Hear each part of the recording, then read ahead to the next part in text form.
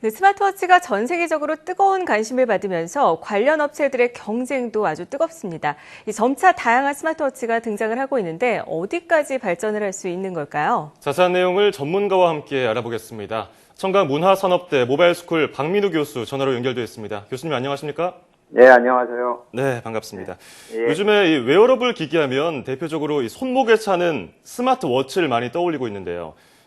사실 웨어러블 기기 안경형도 있고요. 허리띠에 차는 것도 있고 점퍼도 있는데 특히 이 스마트워치가 주목받는 이유는 뭘까요?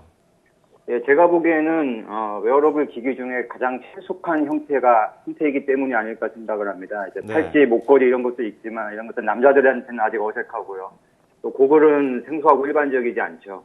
구글 글래스 같은 경우도 보면 실제 사용자들 주위의 시선을 의식하지 않을 수 없거든요. 네. 일반인들에게 시계는 스마트 디바이스이면서 패션 아이템도 가능하기 때문에 다른 웨어러블 기기에 비해서 선호도가 높다고 생각합니다. 네, 점차 이 스마트워치의 기능이 다양해지고 있는 상황인데요. 앞으로 얼마나 더 많이 발전을 할 수 있을 것으로 보십니까? 예, 관련된 질문 최근에 굉장히 많이 받고 있는데요. 네네. 제가 볼 때는 작년까지는 소비자 니즈를 파악하기 위한 비포 마켓이었다고 보고요. 그리고 이제 4월에 애플워치가 출시되는 시점에 본격적인 경쟁이 시작되는 저는 스마트워치 1.0 시대가 될 것이라고 봅니다. 스마트폰 같은 경우도 아이폰이 시리즈가 출시되었던 시점에 대중화에 성공했거든요. 아직은 이제 기술적인 측면, 디자인적인 측면, 서비스적인 측면에서 걸음마 단계라고 보고 있고요. 더 수준이 높아져야 됩니다. 현재 스마트워치는 완성된 제품이 아니고 진행 중인 제품이라고 보고요. 제 예상으로는 내년에 애플워치 2가 나오는 시점이 되면 그때 대중화 가능성을 판단할 수 있지 않을까 생각합니다. 예. 말씀하신 것처럼 수많은 기업이 스마트워치 시장에 뛰어들고 있습니다만 아직 대중화에 성공을 한 제품은 없는 것 같아요. 말씀하신 것처럼 소비자 니즈를 딱 잡아내야 되는데 스마트워치의 기능, 특징 어떤 걸 좀 차별화해야지 소비자의 니즈를 만족시킬 수 있을까요?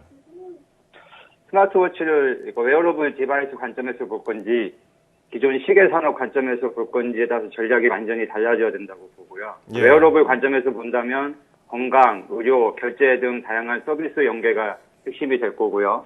또 시계 관점에서 본다면 스마트한 패션 아이템이 되어야 합니다. 애플워치는 이제 기존 시계 산업 관점에서 현재 접근을 하고 있어요. 그래서 스위스 시계 기업들하고 경쟁하고자 하는데 사실 애플의 속내는 그렇지는 않을 겁니다. 애플이 원하는 거는 생태계거든요. 그래서 초기 시장에는 기능을 내세우는 것보다 기존 시계에 확장된 제품으로 포장을 하는 것이 더 효과적이라고 생각하고 있는 것 같아요.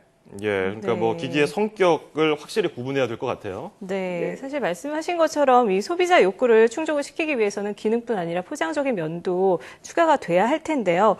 사실 걸음마 단계라고 말씀을 하셨잖아요. 예. 일각에서는 사실 이 스마트워치의 효율성이나 필요성을 좀 못 느끼겠다 이런 의견도 나오고 있습니다. 과연 스마트워치를 사용을 해야 하는 것인가 여기에 대한 고민을 많이 하는데 앞으로 스마트워치가 스마트폰을 보완하는 수준에 그칠 것인지 아니면 스마트폰을 대체할 수 있을지 어떻게 보십니까? 저는 스마트워치가 스마트폰을 보완하는 수준이라면 존재 가치가 없다고 생각합니다. 스마트워치가 경쟁력을 확보하기 위해서는 사물 인터넷이라는 새로운 환경의 변화가 중요하다고 보는데요. 스마트폰을 허브로 이용해서 다양한 사물 인터넷 센서 디바이스가 통신을 해서 새로운 가치를 만들어낼 수 있어야 합니다. 그래서 스마트폰을 대체하는 것이 아니라 스마트폰과는 다른 카테고리에서 자리를 잡아야 된다고 보고 있고요. 네. 단지 지금은 이제 연결할 수 있는 디바이스가 스마트폰밖에 없기 때문에 우선 그거라도 연결하는 수준이죠. 그러니까 사물 인터넷의 발전과 함께 스마트워치가 또 다른 역할을 수행하는 기능을 해야 이게 소비자들이 좀 살 것 같다 이런 말씀이신 것 같아요. 자, 그렇다면 어쨌든 이 스마트워치 관련 산업은 발전을 하겠죠. 그런데 이 시장 전망 얼마나 좀 커지고 확대될까요?